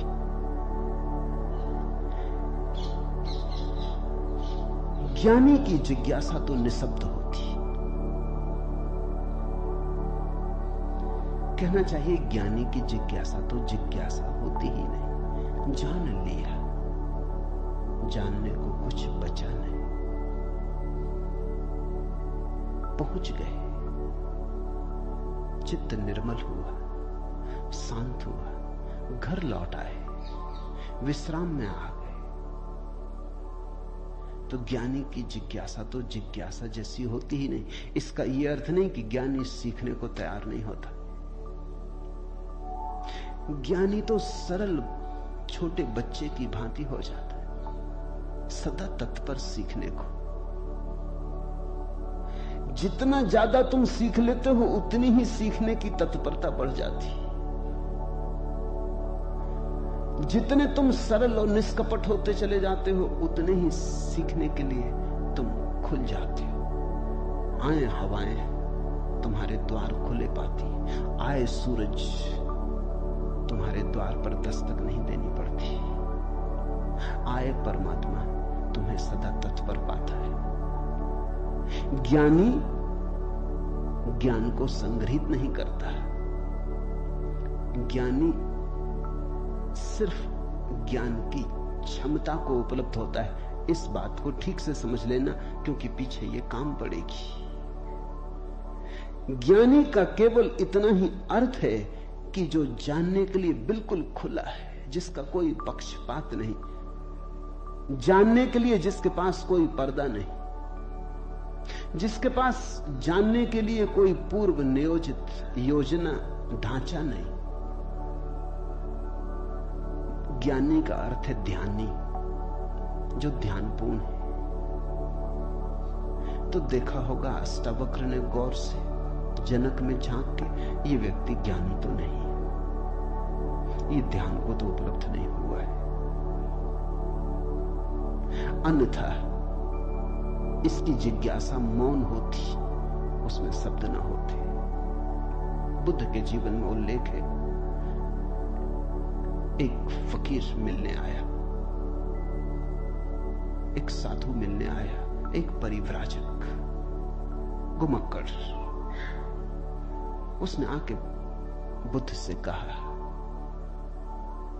पूछने योग्य शब्द मेरे पास नहीं। क्या पूछना चाहता हूं उसे शब्दों में बांधने की मेरे पास कोई कुशलता नहीं। आप तो जानते ही हैं, समझ लें, जो मेरे योग को कहते हैं। ये ज्ञानी की जिज्ञासा है। बुद्ध चुप बैठे रहे, उन्होंने कुछ भी ना कहा। घड़ी भर बाद जैसे कुछ घटा। वो जो आदमी चुपचाप बैठा बुद्ध की तरफ देखता रहा था, उसकी आंख से आंसू की धार लग गई। चरणों में झुका, नमस्कार किया और कहा, धन्यवाद, खूब धन्यभागी हूं। जो लेने आया था आपने दिया। उठ के चला भी गया। उसके चेहरे पे अपूर्व आभा थी, वो नाचता हुआ गया। बुद्ध के आसपास के शिष्य बड़े हैरान हुए। आनंद ने पूछा, बनते भगवान, पहेली हो गई। पहले तो याद नहीं, कहता है कि मुझे पता नहीं कैसे पूछूं, पता नहीं किन शब्दों में पूछूं, ये भी पता नहीं क्या पूछने आया हूं। फिर आप तो जानते ही हैं सब, देख लें मुझे जो मेरे लिए जरूरी हो कहते। पहले तो ये आदमी ही जरा पहेली था, ये कोई ढंग हुआ पूछने का? और जब तुम्हें यही पता नहीं कि क्या पूछना, तो पूछना ही क्यों? पूछना क्या? खूब रही। फिर यही बात खत्म ना हुई, आप चुप बैठे सो चुप बैठे रह गए। आपको ऐसा कभी मौन देखा नहीं? कोई पूछता तो आप उत्तर देते। कभी कभी तो ऐसा होता कोई नहीं भी पूछता तो भी आप उत्तर देते। आपकी करुणा सदा बहती रहती। क्या हुआ अचानक कि आप चुप रह गए और आंख बंद हो गई? और फिर क्या रहस्यमय घटा कि वो आदमी रूपांतरित होने लगा? हमने उसे बदलते देखा, हमने उसे किसी और ही रंग में डूबते देखा, उसमें मस्ती आते देखी। वो नाचता हुआ गया है, आंसुओं से भरा हुआ, गदगद आह्लादित, वो चरणों में झुका, उसकी सुगंध हमें भी छुई। ये हुआ क्या? आप कुछ बोले नहीं, उसने सुना कैसे? और हम तो इतने दिनों से, वर्षों से आपके पास, हम पर आपकी कृपा कम है क्या? ये प्रसाद जो उसे दिया हमें क्यों नहीं मिलता? लेकिन ध्यान रहे उतना ही मिलता है जितना तुम ले सकते हो। बुद्ध ने कहा सुनो, घोड़े, आनंद से घोड़े की बात की क्योंकि आनंद छत्री था, बुद्ध का चचेरा भाई था और बचपन से ही घोड़े का बड़ा शौक था। उसे घुड़सवार था, प्रसिद्ध घुड़सवार था, प्रतियोगी था बड़ा। उसने कहा सुन आनंद, बुद्ध ने कहा घोड़े 4 प्रकार के होते। एक तो मारो भी तो भी टस से मस नहीं होते, रद्दी से रद्दी घोड़े, जितना मारो उतना ही हठयोगी हो जाते हैं, बिल्कुल हट बांध के खड़े हो जाते। तुम मारो तो वो जिद बना लेते हैं कि देखें कौन जीतता। फिर दूसरे तरह के घोड़े होते हैं, मारो तो चलते हैं, न मारो तो नहीं चलते, कम से कम पहले से बेहतर। फिर तीसरे तरह के घोड़े होते हैं, कोड़ा फटकारो, मारना काफी जरूरी नहीं, सिर्फ कोड़ा फटकारो, आवाज काफी। और भी कुलीन होते, दूसरे से भी बेहतर। फिर आनंद, तुझे जरूर पता होगा ऐसे भी घोड़े होते कि कोड़े की छाया देख के भागते, फटकारना भी नहीं पड़ता। ये ऐसा ही घोड़ा था, छाया काफी। अष्टावक्र ने देखा होगा गौर से। जब तुम आके मुझसे कुछ पूछते हो तो तुम्हारे प्रश्न से ज्यादा महत्वपूर्ण सवाल तुम हो। कभी कभी तुम्हें भी ऐसा लगता होगा कि तुमने जो नहीं पूछा था वो मैंने उत्तर दिया है, और कभी कभी तुम्हें ऐसा भी लगता होगा कि शायद मैं टाल गया तुम्हारे प्रश्न को, बचाव कर गया, कुछ और उत्तर दे गया हूं। लेकिन सदा तुम्हारी भीतरी जरूरत ज्यादा महत्वपूर्ण। तुम क्या पूछते हो ये उतना महत्वपूर्ण नहीं, क्योंकि तुम्हें खुद ही ठीक पता नहीं तुम क्या पूछते हो, क्यों पूछते हो। उत्तर वही दिया जाता है जिसकी तुम्हें जरूरत थी। तुम्हारे पूछने से कुछ तय नहीं होता। देखा होगा अष्टावक्र ने ज्ञानी तो नहीं है जनक, अज्ञानी है फिर क्या? अज्ञानी भी नहीं, क्योंकि अज्ञानी तो अकड़ीला, अकड़ा भरा होता है। अज्ञानी तो झुकना जानता ही नहीं। ये तो मुझ 12 साल की उम्र के लड़के के पैरों में झुक गया, साष्टांग दंडवत की। ये अज्ञानी के लिए असंभव है। अज्ञानी तो समझता है कि मैं जानता ही हूं, मुझे कौन समझाएगा। अज्ञानी अगर कभी पूछता भी है तो तुम्हें गलत सिद्ध करने को पूछता है, क्योंकि अज्ञानी तो ये मान के चलता है कि पता तो मुझे है ही, देखें इनको भी पता है या नहीं। अज्ञानी परीक्षा के लिए पूछता है। नहीं, इसकी आंखें जनक की तो बड़ी निर्मल है। मुझ 12 साल के अनजान अपरिचित लड़के को सम्राट होते हुए भी इसने कहा एतत् मम ब्रूहि प्रभु, हे प्रभु मुझे समझा के कहे। नहीं, ये विनयशील है, अज्ञानी तो नहीं। मूढ़ है क्या फिर? मूढ़ तो पूछते ही नहीं। मूढ़ों को तो पता ही नहीं कि जीवन में कोई समस्या है। मूढ़ और बुद्ध पुरुषों में एक समानता है। बुद्ध पुरुषों के लिए कोई समस्या नहीं रही, मूढ़ों के लिए अभी समस्या उठी ही नहीं। बुद्ध पुरुष समस्या के पार हो गए, मूढ़ अभी समस्या के बाहर है। मूढ़ तो इतना मूर्छित है उसे कहां सवाल कथम ज्ञानम, मूढ़ पूछेगा। कथम मुक्ति, मूढ़ पूछेगा। कैसे होगा वैराग्य, मूढ़ पूछेगा। असंभव। मूढ़ अगर पूछेगा भी तो पूछता है राग में सफलता कैसे मिलेगी। मूढ़ अगर पूछता भी है तो पूछता है संसार में और थोड़े ज्यादा दिन कैसे रहना हो जाए, मुक्ति नहीं। मूढ़ पूछता है बंधन सोने के कैसे बने, बंधन में हीरे जवाहरात कैसे जड़े। मूढ़ पूछता भी है तो ऐसी बातें पूछता है। ज्ञान, मूढ़ तो मानता ही नहीं कि ज्ञान हो सकता है, वो तो संभावना को स्वीकार नहीं करता। वो तो कहता कैसा ज्ञान।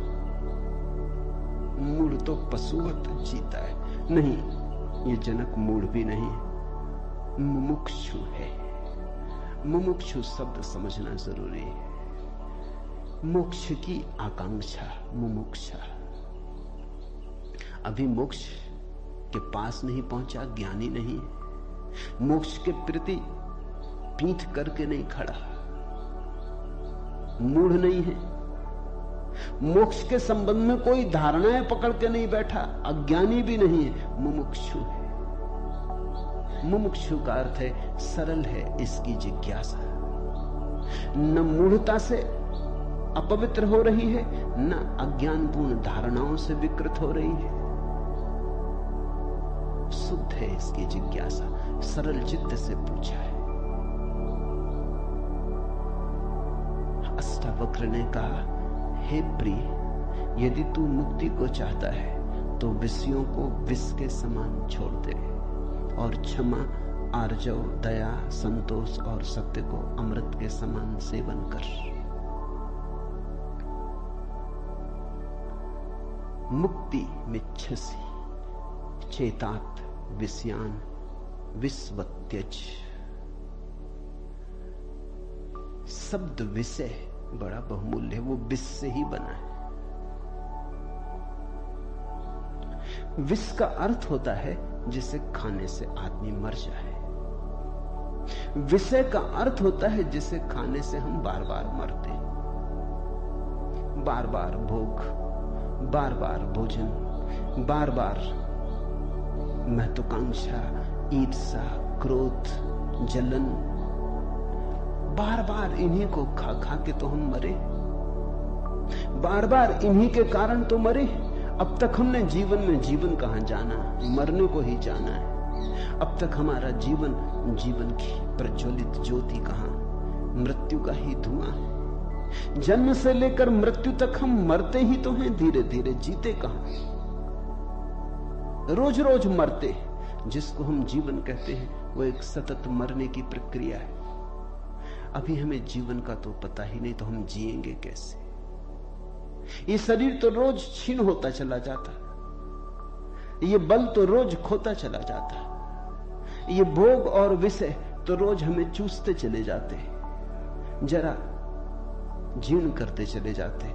ये विषय और कामनाएं तो छेदों की तरह, इनसे हमारी ऊर्जा और आत्मा रोज बहती चली जाती।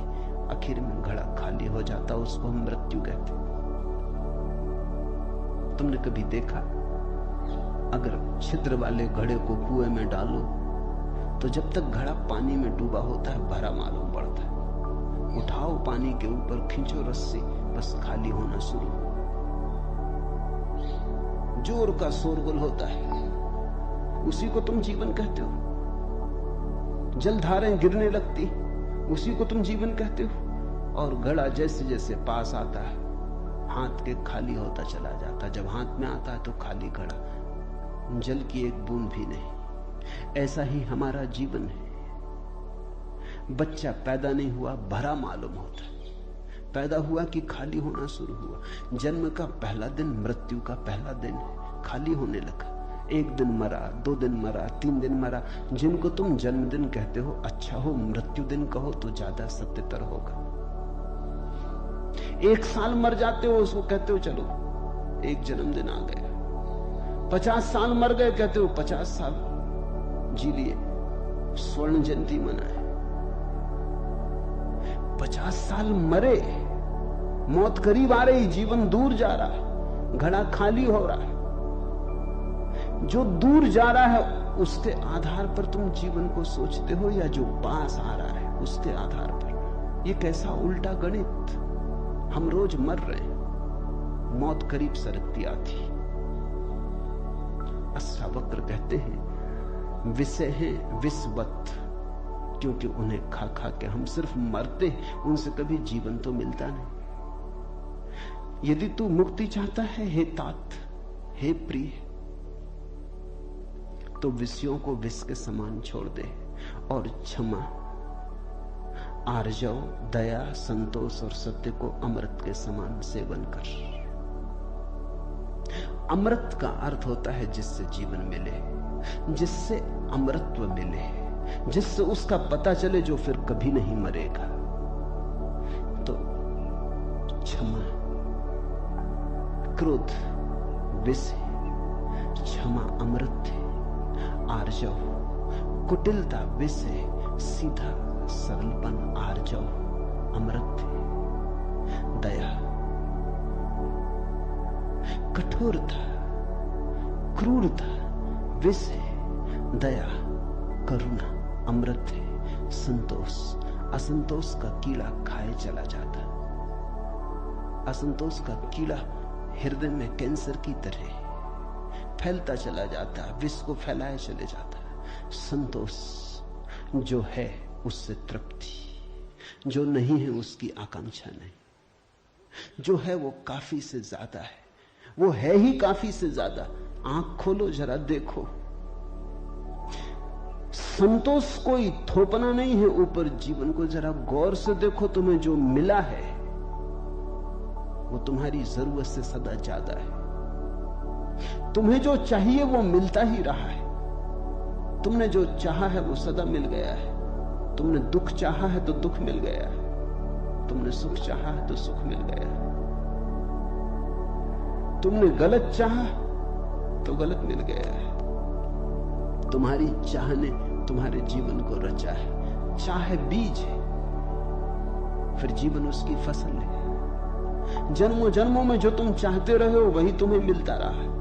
कई बार तुम सोचते हो हम कुछ और चाह रहे हैं, जब मिलता है तो कुछ और मिलता है। तो तुम्हारे चाहने में भूल नहीं हुई है, सिर्फ तुमने चाहने के लिए गलत शब्द चुन लिया था। जैसे तुम चाहते हो सफलता, मिलती है विफलता, तुम कहते हो विफलता मिल रही, चाही तो सफलता थी। लेकिन जिसने सफलता चाही उसने विफलता को स्वीकार कर ही लिया। वो विफलता से भीतर डर ही गया है।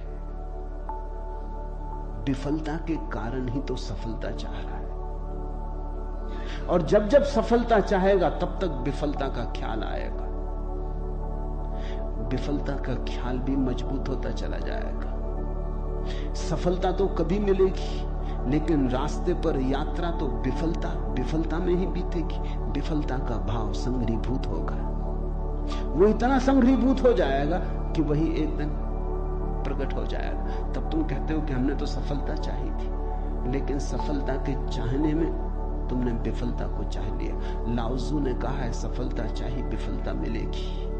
अगर सचमुच सफलता चाहिए हो, सफलता चाहना ही मत, फिर तुम्हें कोई विफल नहीं कर सकता। तुम कहते हो हमने सम्मान चाहा था, अपमान मिल रहा है। सम्मान चाहता ही वही व्यक्ति है जिसका अपने प्रति कोई सम्मान नहीं, वही तो दूसरों से सम्मान चाहता है। अपने प्रति जिसका अपमान है वही तो दूसरों से अपने अपमान को भर लेना चाहता है, ढांक लेना चाहता है।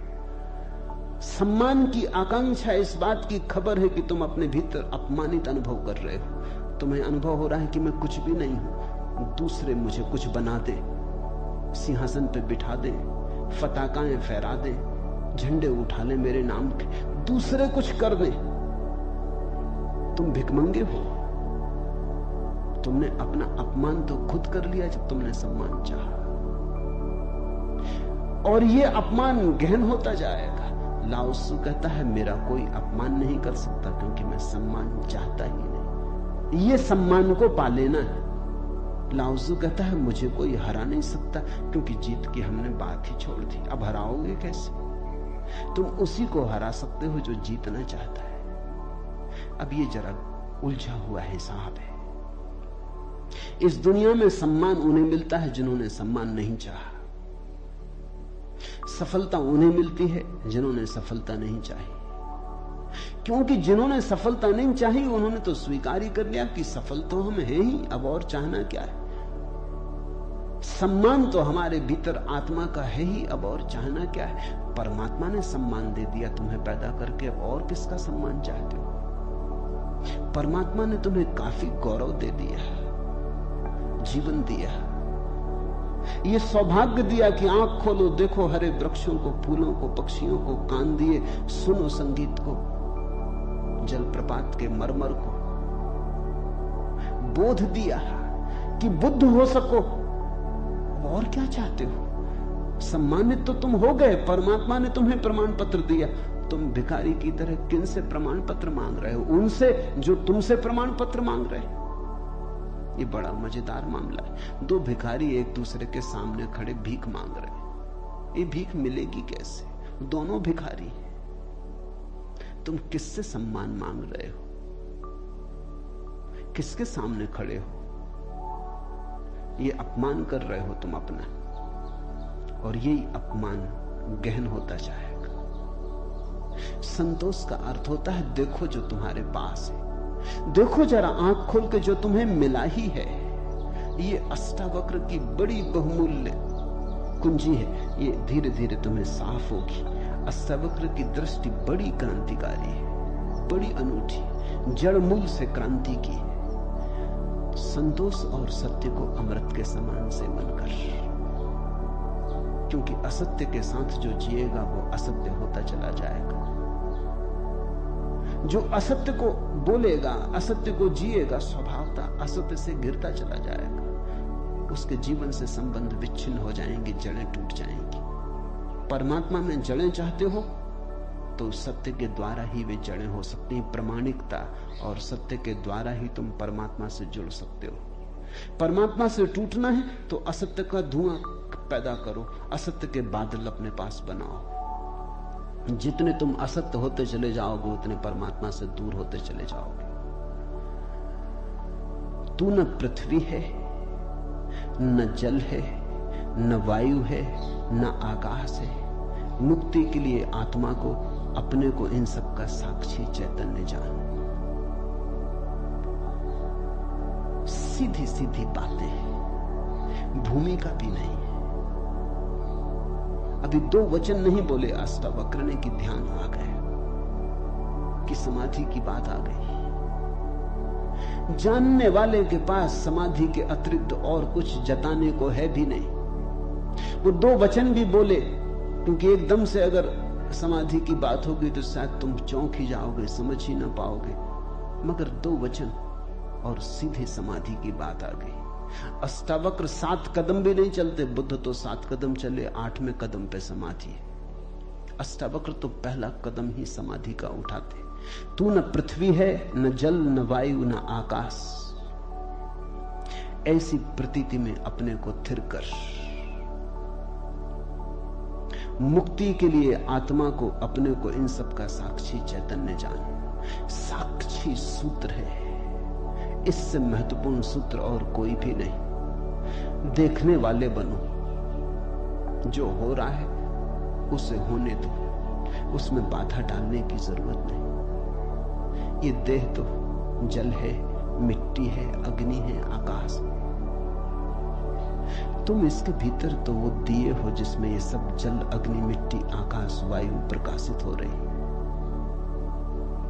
तुम दृष्टा हो। इस बात को गहन करो। साक्षिणाम चिद्रूपम आत्मानम विद्धि। ये इस जगत में सर्वाधिक बहुमूल्य सूत्र है। साक्षी बनो। इसी से होगा ज्ञान, इसी से होगा वैराग्य, इसी से होगी मुक्ति। प्रश्न 3 थे, उत्तर 1 है। यदि तू देह को अपने से अलग कर और चैतन्य में विश्राम कर स्थित है तो तू अभी ही सुखी, शांत और बंध मुक्त हो जाएगा। इसलिए मैं कहता हूं ये जड़ मूल से क्रांति है। पतंजलि इतनी हिम्मत से नहीं कहते कि अभी ही, पतंजलि कहते हैं करो अभ्यास, यम नियम साधो, प्राणायाम प्रत्याहार आसन शुद्ध करो, जन्म जन्म लगेंगे तब सिद्धि है। महावीर कहते हैं पंच महाव्रत, और तब जन्म जन्म लगेंगे, तब होगी निर्जरा, तब कटेगा जाल कर्मों का। सुनो अष्टावक्र को, यदि देहम पृथकृत्य चित्ति विश्राम्य तिष्ठसि अधुनैव सुखी शांतो बंध मुक्तो भविष्यसि। अधुनैव, अभी, यहीं, इसी क्षण। यदि तू देह को अपने से अलग कर और चैतन्य में विश्राम कर स्थित है, अगर तूने एक बात देखनी शुरू कर दी कि देह मैं नहीं हूं, मैं करता और भोगता नहीं हूं, ये जो देखने वाला मेरे भीतर छिपा है जो सब देखता है। बचपन था कभी तो बचपन देखा, फिर जवानी आई तो जवानी देखी, फिर बुढ़ापा आया तो बुढ़ापा देखा। बचपन नहीं रहा तो मैं बचपन तो नहीं हो सकता। आया और गया, मैं तो हूं। जवानी नहीं रही तो मैं जवानी तो नहीं हो सकता। आई और गई, मैं तो हूं। बुढ़ापा आया जा रहा है तो मैं बुढ़ापा नहीं हो सकता, क्योंकि जो आता है जाता है वो मैं कैसे हो सकता हूं। मैं तो सदा हूं। जिस पे बचपन आया, जिस पे जवानी आई, जिस पे बुढ़ापा आया, जिस पे हजार चीजें आई और गई, मैं वही शाश्वत हूं। स्टेशनों की तरह बदलती रहती बचपन, जवानी, बुढ़ापा, जन्म, यात्री चलता जाता। तुम स्टेशन के साथ अपने को एक तो नहीं समझ लेते। पूना की स्टेशन पर तुम ऐसा तो नहीं समझ लेते कि मैं पूना हूं। फिर पहुंचे मनमाड़ तो ऐसा तो नहीं समझ लेते कि मैं मनमाड़ हूं। तुम जानते हो कि पूना आई गई, मनमाड़ आया गया। तुम तो यात्री हो, तुम तो दृष्टा हो जिसने पूना देखी, पूना आई, जिसने मनमाड़ देखा, मनमाड़ आया। तुम तो देखने वाले हो। तो पहली बात, जो हो रहा है उसमें से देखने वाले को अलग कर लो। देह को अपने से अलग कर और चैतन्य में विश्राम। और करने योग्य कुछ भी नहीं है। जैसे लाओत्सु का सूत्र है समर्पण, वैसे अष्टावक्र का सूत्र है विश्राम, रेस्ट। करने का कुछ भी नहीं है। मेरे पास लोग आते हैं, वो कहते हैं ध्यान कैसे करें। वो प्रश्न ही गलत पूछ रहे हैं। गलत पूछते हैं तो मैं उनको कहता हूं करो। क्या करोगे? तो उनको बता देता हूं कि करो, कुछ ना कुछ तो करना ही पड़ेगा। अभी तुम्हें करने की खुजलाहट है तो उसे तो पूरा करना होगा। खुजली है तो क्या करोगे? बिना खुजाए नहीं बनता। लेकिन धीरे धीरे उनको करवा करवा के थका डालता हूं। फिर वो कहते हैं अब इससे छुटकारा दिलवाओ। अब कब तक ये करते रहे? उनको तो मैं तो पहले ही राजी था, लेकिन तुम्हें समझने में जरा देर लगी। अब विश्राम करो। ध्यान का आत्यंतिक अर्थ विश्राम है। चित्ति विश्राम तिष्ठसि, जो विश्राम में ठहरा देता अपने चेतना को, जो होने मात्र में ठहर जाता, कुछ करने को नहीं। क्योंकि जिसे तुम खोज रहे हो वो मिला ही हुआ है। क्योंकि जिसे तुम खोज रहे हो उसे कभी खोया ही नहीं, उसे खोया नहीं जा सकता। वही तुम्हारा स्वभाव है। अयम आत्मा ब्रह्म, तुम ब्रह्म हो, अनल हक, तुम सत्य हो। कहां खोजते हो? कहां भागे चले जाते हो? अपने को ही खोजने कहां भागे चले जाते हो? रुको, ठहरो। परमात्मा दौड़ने से नहीं मिलता, क्योंकि परमात्मा दौड़ने वाले में छिपा है। परमात्मा कुछ करने से नहीं मिलता, क्योंकि परमात्मा करने वाले में छिपा है। परमात्मा के होने के लिए कुछ करने की जरूरत ही नहीं, तुम हो ही। इसलिए अष्टावक्र कहते हैं चित्त विश्राम में विश्राम करो, ढीले छोड़ो अपने को, ये तनाव छोड़ो। कहां जाते? कहीं जाने को नहीं, कहीं पहुंचने को नहीं। और चैतन्य में विश्राम तो तू अभी ही इसी क्षण अधुनैव सुखी शांत और बंध मुक्त हो जाएगा। अनूठा है वचन, नहीं कोई और शास्त्र इसका मुकाबला करता है। तू ब्राह्मण आदि वर्ण नहीं, और न तू कोई आश्रम वाला है, और न आंख आदि इंद्रियों का विषय। असंग और निराकार तू सबका विश्व का साक्षी है, ऐसा जानकर सुखी हो। अब ब्राह्मण कैसे टीका लिखे? तू ब्राह्मण आदि वर्ण नहीं है। अब हिंदू इस शास्त्र को कैसे सिर पे उठाए? क्योंकि उनका तो सारा धर्म वर्ण और आश्रम पे खड़ा है, और ये तो पहले से ही अष्टावक्र जड़ काटने लगे। वो कहते हैं तू कोई ब्राह्मण नहीं है, न कोई शूद्र है, न कोई क्षत्रिय है। ये सब बकवास है, ये सब ऊपर के आरोपण है, ये सब राजनीति और समाज का खेल है। तू तो सिर्फ ब्रह्म है, ब्राह्मण नहीं, क्षत्रिय नहीं, शूद्र नहीं। तू ब्राह्मण आदि वर्ण नहीं, और न तू कोई आश्रम वाला है, और न तो यह है कि तू ब्रह्मचर्य आश्रम में है कि गृहस्थाश्रम में है कि वानप्रस्थ की संन्यास। कोई आश्रम वाला नहीं है। तू तो इन सारी स्थानों के भीतर से गुजरने वाला दृष्टा साक्षी। अष्टावक्र की गीता है, हिंदू दावा नहीं कर सकते हमारी। अष्टावक्र की गीता सबकी है। अगर अष्टावक्र के समय में मुसलमान होते, हिंदू होते, ईसाई होते, तो उन्होंने कहा होता न तू हिंदू है, न तू ईसाई है, न तू मुसलमान है। अब ऐसे अष्टावक्र को कौन मंदिर बनाए? इसके लिए कौन इसके शास्त्र को सिर पे उठाए? कौन दावेदार बने? क्योंकि ये सभी का निषेध कर रहे हैं। मगर ये सत्य की सीधी घोषणा है, असंग और निराकार तू सबका विश्व का साक्षी है, ऐसा जानकर सुखी हो। अष्टावक्र ये नहीं कहता कि ऐसा तुम जानोगे तो फिर सुखी होगे। वचन को ठीक से सुनना। अष्टावक्र कहते हैं ऐसा जानकर सुखी हो। न त्वम विप्रादिको वर्णो नाश्रमी नाक्ष गोचरा असंगो असि निराकारो विश्व साक्षी सुखी भव। सुखी भव, अभी हो सुखी।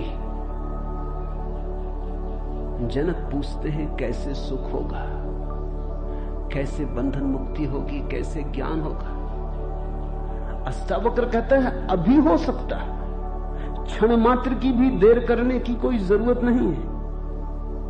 इसे कल पर छोड़ने का कोई कारण नहीं, स्थगित करने की कोई जरूरत नहीं। ये घटना भविष्य में नहीं घटती, या तो घटती है अभी या कभी नहीं घटती। जब घटती है तब अभी घटती है, क्योंकि अभी के अतिरिक्त कोई समय ही नहीं है। भविष्य कहां है? जब आता है तब अभी की तरह आता है। तो जो भी ज्ञान को उत्पन्न हुए हैं अभी उत्पन्न हुए। कभी पर मत छोड़ना, वो मन की चालाकी है। मन कहता है इतने जल्दी कैसे हो सकता है, तैयारी तो कर ले। मेरे पास लोग आते हैं, वो कहते हैं संन्यास लेना। लेंगे कभी? कभी कभी न लोगे। कभी पर टाला तो सदा के लिए टाला, कभी आता ही नहीं। लेना हो तो अभी, अभी के अतिरिक्त कोई समय ही नहीं है। अभी है जीवन, अभी है मुक्ति, अभी है अज्ञान, अभी है ज्ञान, अभी है निद्रा, अभी हो सकता जागरण। कभी क्यों? कठिन होता मन को, क्योंकि मन कहता है तैयारी तो करने दो।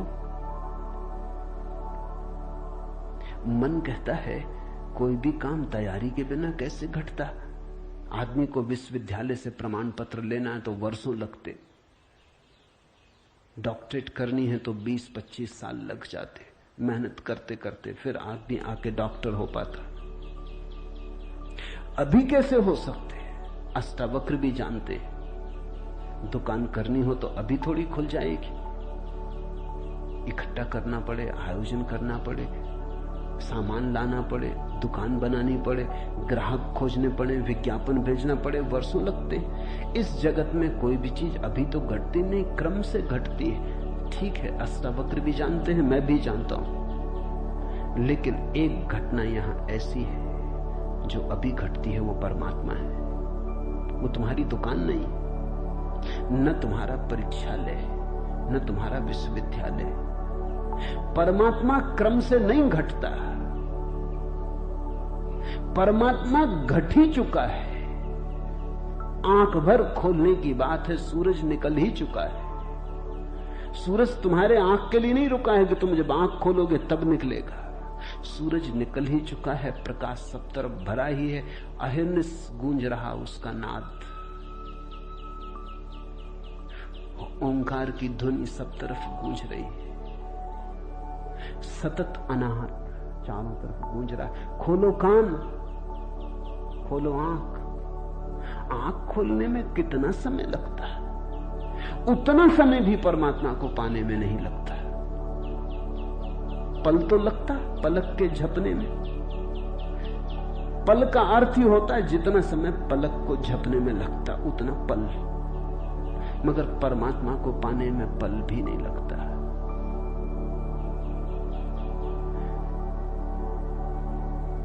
विश्व साक्षी असंगो वसी निराकारो, सुखी भव अभी हो सुखी।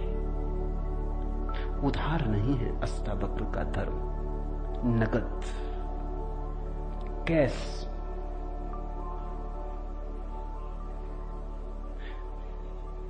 हे व्यापक, धर्म और अधर्म, सुख और दुख मन के। धर्म और अधर्म, सुख और दुख मन के, तेरे लिए नहीं। तू न करता है न भोगता है, तू तो सर्वदा मुक्ति ही है। मुक्ति हमारा स्वभाव है, ज्ञान हमारा स्वभाव है, परमात्मा हमारा होने का ढंग है, हमारा केंद्र है, हमारे जीवन की श्वास है, हमारा होना है। धर्मो अधर्मो सुखम दुखम मान सानी नते विभो। अष्टावक्र कहते हैं, हे व्यापक, हे विभावान, हे विभूति संपन्न, धर्म और अधर्म, सुख और दुख मन के, ये सब मन की ही तरंगे। बुरा किया, अच्छा किया, पाप किया, पुण्य किया, मंदिर बनाया, दान दिया, सब मन के। न करतासी न भोक्तासी, मुक्त एवासी सर्वदा। तू तो सदा मुक्त है, तू तो सर्वदा मुक्त है। मुक्ति कोई घटना नहीं है जो हमें घटानी, मुक्ति घट चुकी है हमारे होने में। मुक्ति से बना है ये अस्तित्व, इसका रोआ रोआ रंच रंच मुक्ति से निर्मित है। मुक्ति है धातु जिससे बना है सारा अस्तित्व। स्वतंत्रता स्वभाव है, ये उद्घोषणा। बस समझी कि क्रांति घट जाती है, समझने के अतिरिक्त तो कुछ करना नहीं है। ये बात ख्याल में उतर जाए, तुम सुन लो इसे मन भर के बस। तो आज इतना ही कहना चाहूंगा। अष्टावक्र को समझने की चेष्टा भर करना। अष्टावक्र में करने का कोई इंतजाम नहीं है, इसलिए तुम ये मत सोचना कि अब कोई तरकीब निकलेगी जो हम करेंगे। अष्टावक्र कुछ करने को कहते ही नहीं, तुम विश्राम से सुन लो, करने को कुछ होने वाला ही नहीं है। इसलिए तुम कॉपी वगैरह नोटबुक लेके मत आना कि लिख लेंगे, कुछ आएगा सूत्र तो नोट कर लेंगे, करके देख लेंगे। करने का यहां कुछ काम ही नहीं है। इसलिए तुम भविष्य की फिक्र छोड़ के सुनना, तुम सिर्फ सुन लेना, तुम सिर्फ मेरे पास बैठ के शांत भाव से सुन लेना, विश्राम में सुन लेना। सुनते सुनते तुम मुक्त हो जा सकते हो। इसलिए महावीर ने कहा है कि श्रावक मुक्त हो सकता है सिर्फ सुनते सुनते। श्रावक का अर्थ होता है जो सुनते सुनते मुक्त हो जाए। साधु का तो अर्थ ही इतना है कि जो सुन सुन के मुक्त ना हो सका, थोड़ा कमजोर बुद्धि का है, कुछ करना पड़ा। सिर्फ कोड़े की छाया काफी न थी, घोड़ा जरा कुजात है, कोड़ा फटकारा तब थोड़ा चला, या मारा तो थोड़ा चला। छाया काफी है, तुम सुन लेना, कोड़े की छाया दिखाई पड़ जाएगी। तो अष्टावक्र के साथ एक बात स्मरण रखना, कुछ करने को नहीं है, इसलिए तुम आनंद भाव से सुन सकते हो। इसमें से कुछ निकालना नहीं है कि फिर करके देखेंगे। जो घटेगा वो सुनने में घटेगा। सम्यक श्रवण सूत्र है। अधुनैव सुखी शांतो बंध मुक्तो भविष्यसि। अभी हो जा मुक्त, इसी क्षण हो जा मुक्त। कोई रोक नहीं रहा, कोई बाधा नहीं, हिलने की भी जरूरत नहीं है। जहां है वहीं हो जा मुक्त, क्योंकि मुक्त तू है ही। जाग और हो जा मुक्त। असंगो वसी निराकारो विश्व साक्षी सुखी भव। हो जा सुखी। एक पल की भी देर करने की कोई जरूरत नहीं। छलांग है, क्वांटम छलांग। सीढ़ियां नहीं है अष्टावक्र में, क्रमिक विकास नहीं है, सडन। मुझे उम्मीद है आपको ये ऑडियो इसी क्षण हो सकता है। मिलते हैं ओशो के अष्टावक्र गीता नेक्स्ट पार्ट में। हरिओम तत्सत। आज इतना ही।